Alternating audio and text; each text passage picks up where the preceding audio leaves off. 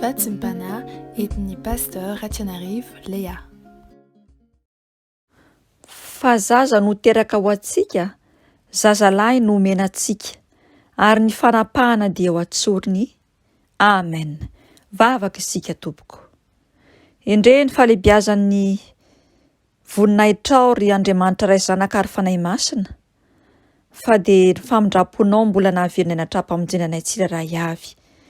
Nanomezanao anay tombonandro iainana, ka ahafahanay mahatsiaro fa ianao dia teny tonga nofo teto amin'izao tontolo izao, ary nidina amin'ny maha-olombelona anao, nonina sy te honina aty anatinay zanak'olombelona. Ataonay ahoana tokoa moa tsy hideranao sy tsy hanome voninahitra ny anaranao, ry lay tompony tompo sy mpanjaka ny mpanjaka. Ka dia sandratray ny feonay hideranay isan-kalazanay manao hoe: Masina, masina, masina Jehovah tompony maro, heniky ny voninahiny tany rehetra.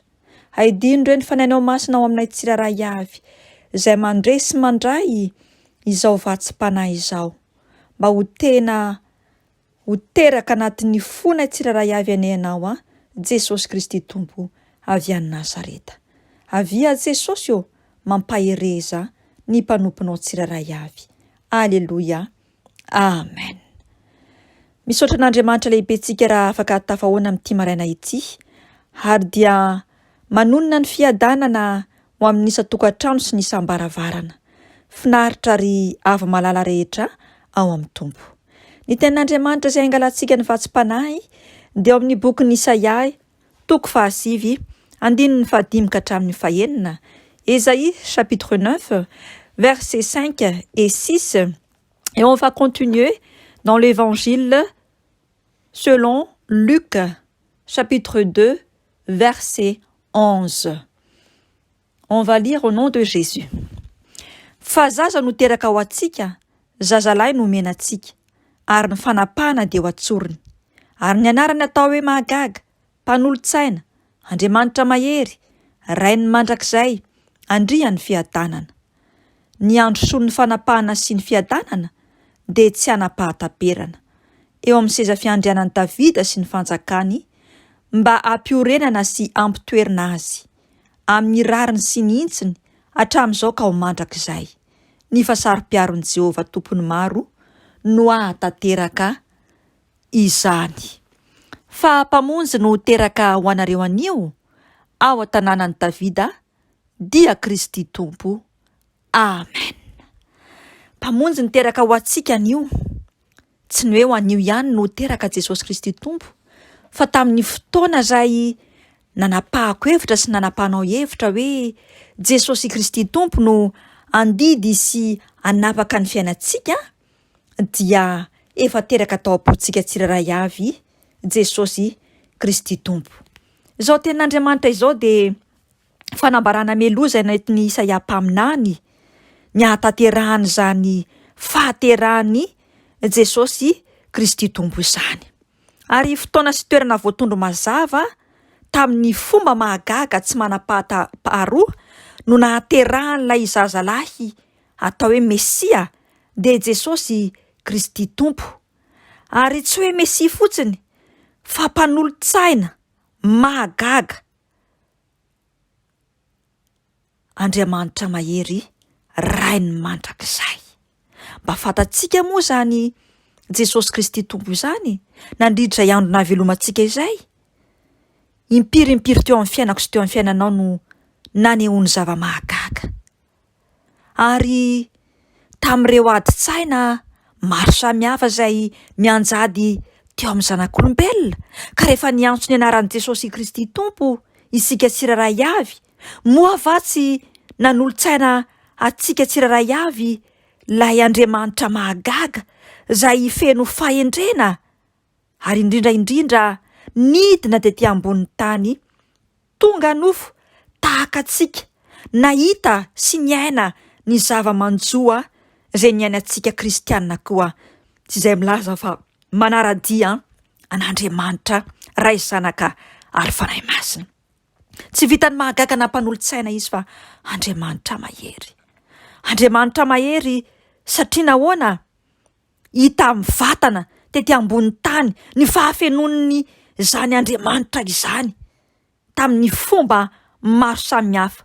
Olombelona izy kanefa kosa olombelona tsy nanao ny fiainan'ny zanak'olombelona izay ao anatin'ny fahotana. Androantsika dia raha mijery ny manodidina antsika dia toa somebimeby avokoa izao tontolo izao. Miomana fatratra hoe hanao fety, fa maninona moa ny hoe hanao fety amin'ity andro anio ity na ny ampitso?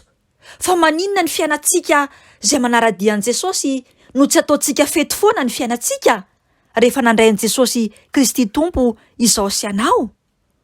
Satria rehefa nandray an'i Jesosy Kristy Tompo izao sy anao dia mazava ny tenin'Andriamanitra hoe izao izy ny fahazavany izao tontolo izao. Rehefa nandray ilay Andriamanitra mahagaga tsika dia Jesosy Kristy Tompo ilay mpanolontsaina, ilay Andriamanitra mahery rainy mandrakizay, dia izy no nitondra ilay fahazavana teo amin'ny ivon'ny fiainako sy ny fiainanao. Izy no nitondra ny fahazavana teo anivon'ny tokantranoko sy ny tokantranonao. Izy no ilay mazava eo anivon'izao tontolo izao. Kanefa mova hita zany fahazavana zany eo amin'ny lafim-piainan'izao tontolo izao? Tsy hita zany fahazavana zany satria navela n'izao tontolo izao anjaka ny aizina. Ry kristianina avako, asa tao an'io fotsiny na rapitso fotsiny no ahatserovanao fa Jesosy Kristy Tompo dia te ho teraka mandrakariva ao anatiko sy ao anatinao.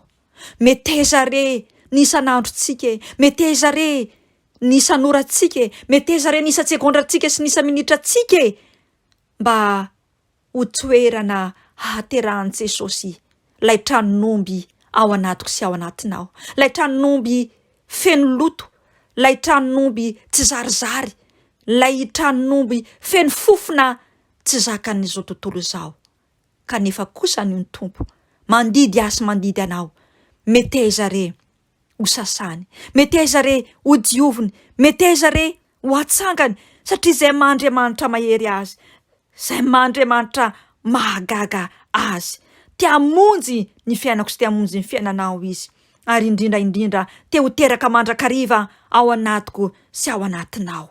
Amin'ity andran'io ity ry avako malala ao amin'ny Tompo, meteza antsika tsirairay avy, hanombo ny fahotana sy ny filatsika rehetra izay tsy mifanaraka amin'ny sitrapon'i Jesosy eo ambony hazo fijaliana, satria izay ny antony nanolorany miaina teo ambony hazo fijaliana nitondra ny fahotako sy ny fahotanao. Raha mety tsika ny hodiovina, raha mety tsika ny ho sasany, raha mety ndraiky koa tsika ny ho atsangany, satria izay nandreseny ny fahafatesana ary izay nitsanganany tamin'ny maty.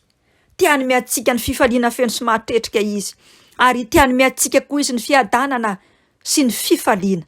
Kanefa anjarako sy anjaranao ny mampandroso azy ao anatin'ny fotsika tsirairay avy dia ilay tranomby manitra.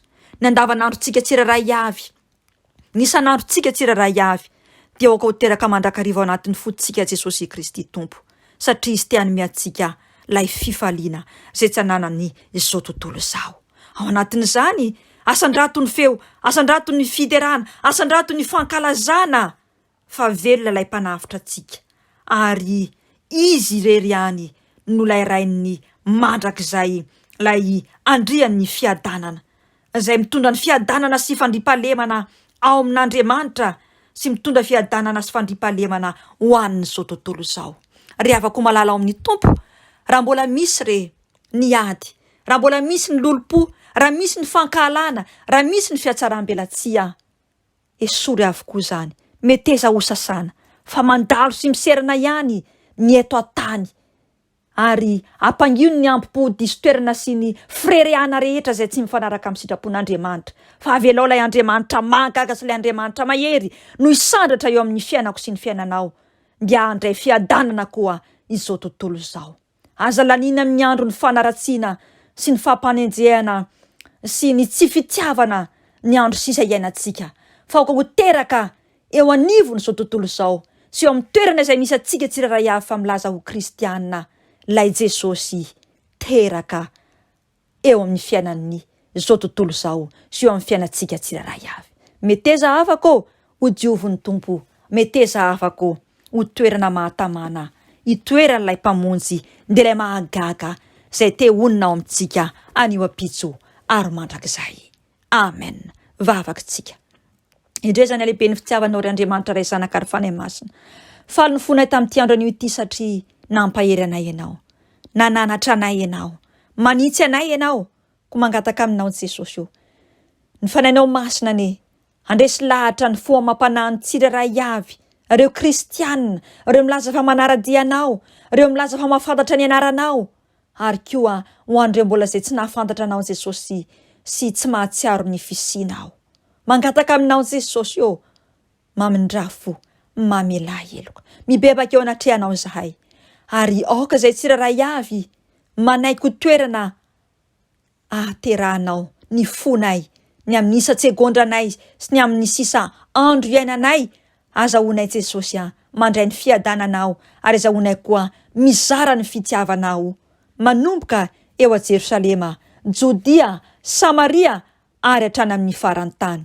Atao fantatray Jesosy fa tsy maintsy ho avy ny fotoana izay idinanao sy isehonao ry Andriamanitra ray zanaka ary fanahy masina, ary tsy maintsy ho tsaraina avokoa izay rehetra tanterahanay ety an-tany.